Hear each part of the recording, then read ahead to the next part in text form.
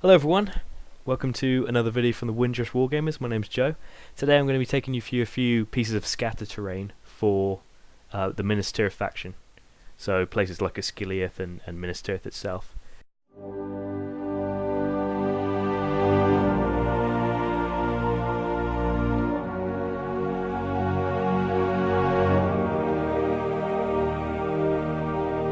Where I've got these from is the website TT Combat.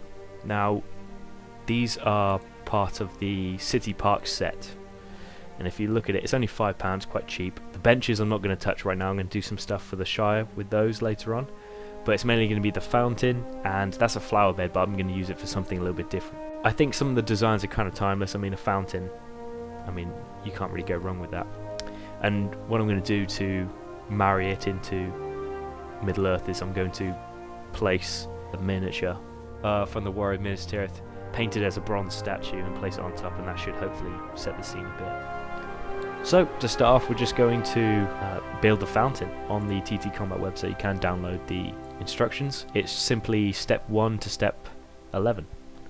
I'm missing out the top bit, which is where the water is actually propelled out of, so I'm just because I need a place for the warrior to stand. And next I'm just going to start placing together the flower bed. As I said, this is very easy. So the reason behind the flower bed is because a while ago I purchased some casualties. Isildur fighting with Sauron and dead Elendil. And I felt like there's no real practical application for them, so I figured I'd use them as kind of scenery, perhaps some objective markers. Mounted Isildur on top of is actually the Mines of Moria well. Actually fit quite nicely, and that's a little kind of statue of him fighting, so about the kind of desperation of man. And then for this one I'm going to have almost like a grave. In the vision with Arwen you see Aragorn dead in a kind of tomb, and this is going to be the similar kind of thing. People can walk up to it and pay their respects to the dead Elendil. So here we go with the fountain complete. I'm just going to let it dry.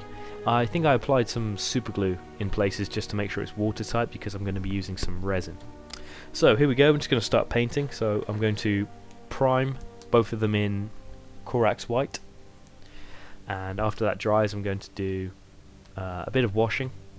So on the fountain I washed it with Agrex Earthshade and a bit of Nuln Oil, particularly in the center, so Nuln Oil and then a ring around the outside of Agrex Earthshade. That gives it, the water, a bit more of a murky tone, as well as a little bit of depth, because if you look at the actual bowl, it's actually very flat, and that also helps pick out the detailing on the bottom of the fountain. So onto the statues. It's pretty simple really.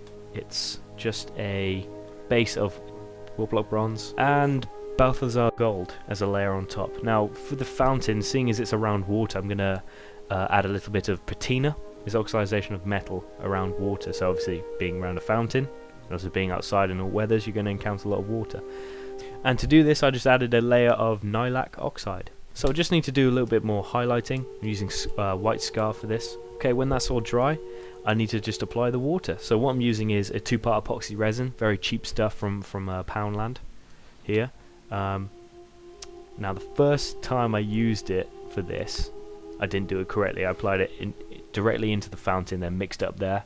What I should have done, and as a result it didn't quite mix well, so I had to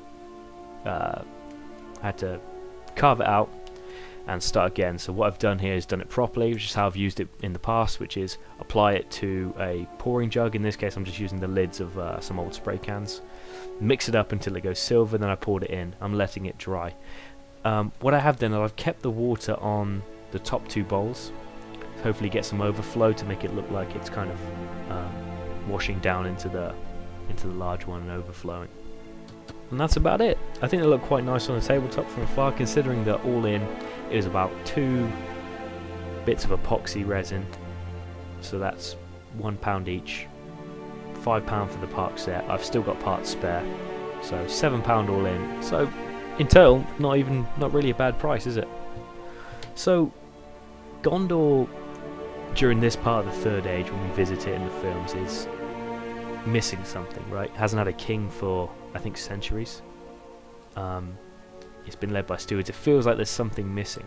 You know, all the statues, even if you look in the films, feel kind of stoic and lifeless, and they're incredibly well crafted, but they just feel like there's something missing. So with here, instead of going for an archer, you know, looking up and firing, I've gone for one reloading, you know, like he's got his head down, it's dutiful, but it's still, it doesn't look quite, you know, it looks very proud, like he's doing his job, but it's not heroic in any sense. And so this is how they look on the tabletop. I'm actually really pleased with how they turned out. I could probably done a bit more work on the white. It's hard for me to get smooth whites, so I'll be covering the city of Dale next. I've got a few ideas for that. It should look quite nice. Thank you very much for watching. If you have anything to talk about, leave it in the comments. Subscribe if you want. You probably won't, and don't worry. Don't feel guilty. Alright, see you later.